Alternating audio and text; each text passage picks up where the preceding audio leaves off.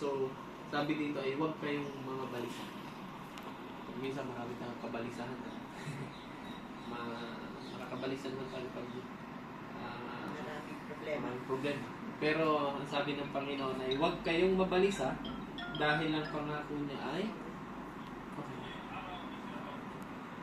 ang pangako niya ay ano po? Tayo daw ay siya daw ay ano po, pinaghahanda niya tayo ng tahanan. Alam niyo, dito sa lupa ay ano ba yung ating talagang pag-asa? Pag minsan ay nalilimutan natin yung priority natin. Yung pag minsan mas nauuna natin yung mga bagay na mga material na bagay sa Panginoon. Kaya tayo nababalisa. Ano po? Pag inisip mo talaga, kailangan matapusin yung bahay ko pa, yung sa sasakyan, sa ano, yan yung nagbibigay sa ating kabalisan. Pero sabi ng Panginoon, mabalisa. Ano po? Sabi ng Panginoon, kung ang priority natin ay langit, dahil siya'y dadating yan, sabi niya, ako'y babalik. Ngayon, ano yung ating priority dito sa lupa o yung tayo maghanda sa kanyang pagbalik? Ano po? Paminsan, naiisip natin, baka hindi ako maligtas, magpapakasarap na ako dito. Pero dapat hindi ganun. Sayang naman yung pangako ng Panginoon na inihahanda niya. Sabi niya ay naghahanda ako ng silid. Magandang lugar para sa atin. Actually, kung ating babasahin ng Biblia, ang pinapangako ng Panginoon na lugar ay hindi basta lugar. Sabi niya yung lugar na wala ng sakit, wala ng kamatayan, wala ng problema, wala nang magnanakaw, wala nang mga korap na mga politiko. lahat ay mas masaya. Parang sarap. Ano po? Lugar na walang problema. Opo. Ay, yun ang ipinapangako ng Panginoon sa atin. Ngayon, kaya lang, pinagpapalit natin pag-minsan dito sa lugar na ito, yung lugar na ito. At isa pang sinabi sa atin ng Panginoon na huwag tayong ay sa Mateo 6, ano to? Alam niyo po ba yung na unahin? Sabi doon sa Matthew 6:33.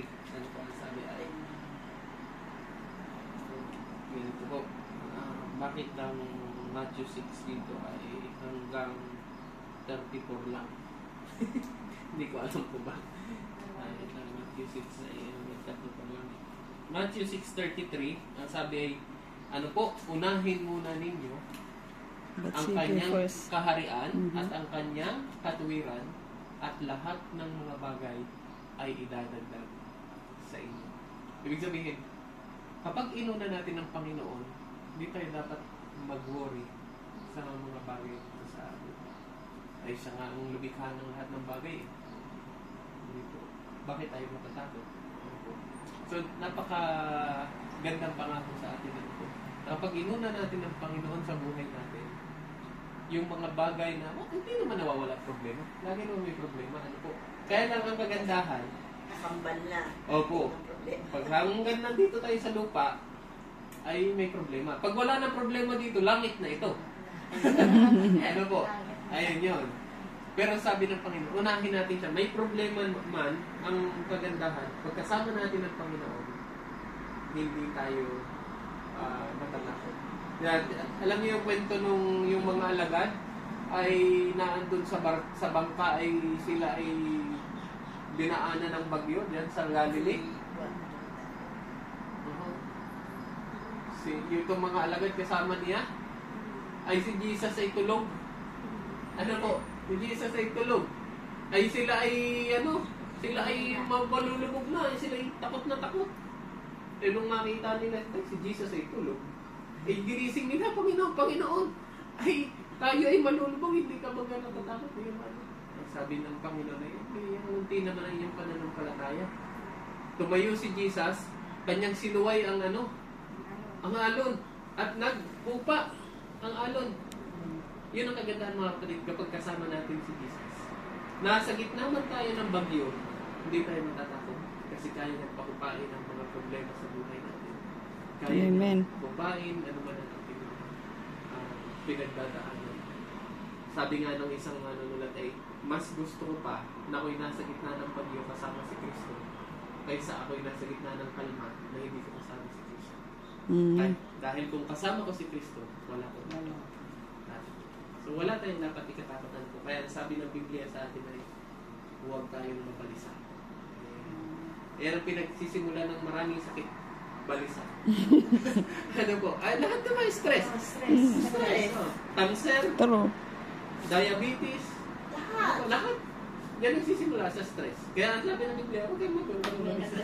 Pag may lang kasi stress, isipin mo yun sa ulo. Stress. Stress. Kaya ang sasabihin kagad sa iyo ng doktor ay ikay magpahinga. Di ba? Yung lagi ang Oo. Ikay magpahinga. Ay sabi ng Jesus, sabi ng Panginoon, ay, di ba? Sabi naman, huwag kang mabalisa. Si Jesus ang ating pahinga. Ano po? So, Kaya nga may isang araw na pahinga eh. Oo. Binigyan tayo eh. Kaso tayo hindi eh. Diretso pa. So, yun. May 7 days na. Yung 7 days. Di ba sila dito, mga, tingnan nyo dito, ang tatagal ng buhay nila. Ng mga Israeli. Kasi sila, 6 na araw magtatrabaho, pahinga sila. Pagdating ng Friday, half day lang sila. Talagang sunod nila yung mga holiday. Yung iba, yung ano, naiiba. Opo. Malaking bagay kasi. Talagang pahinga talaga sila. Sa atin, wala. Trabaho. Imagine nyo, 24/7 kayong nagtatrabaho. Kasi kahit mga makina ay nababagod. Oo.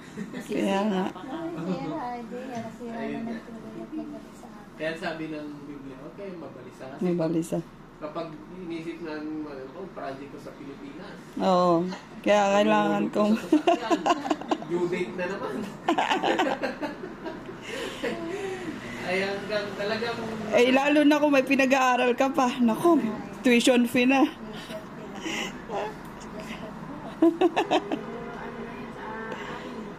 Opo. Wala, common na sa ating mga Mm. Yun yung sabi dito. Pero- ano, verse.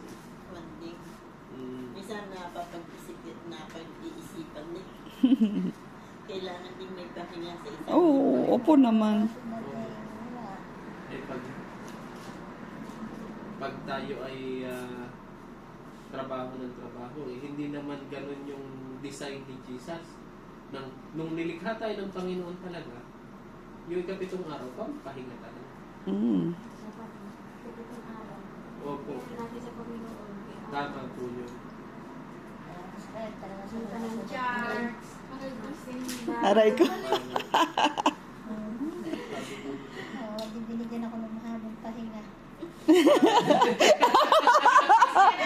Alam mo yun, huwag pasalamat kayo, hindi yun tuloy na pahinga. Ang sabi dito sa Matthew 6:25, Huwag naman yung forever. Huwag kayong mabagabag tungkol sa pagkain Mm. na kailangan ninyo upang mabuhay o tungkol sa damit na kailangan ninyo sa inyong katawan. Hindi bagat ang buhay ay higit mahalaga kaysa pagkain at ang katawan ay kaysa pananamit. Pag minsan ay ang ating problema yung damit. Oo. Stress. Ay sabi ng Biblia ay kailangan na yan inyo. Nai-stress sa dami ng online na in order. Ang daming mic. Ang daming naman. Eh, ang daming sinasabi sa Biblia actually na huwag tayo mabalisa. Ma-worry. Huwag mag-worry. Kasi ang worry ay inaano ng ginagamit ng kaaway para tayo ay masira ang ating diskarte. Mapalaya tayo sa mga.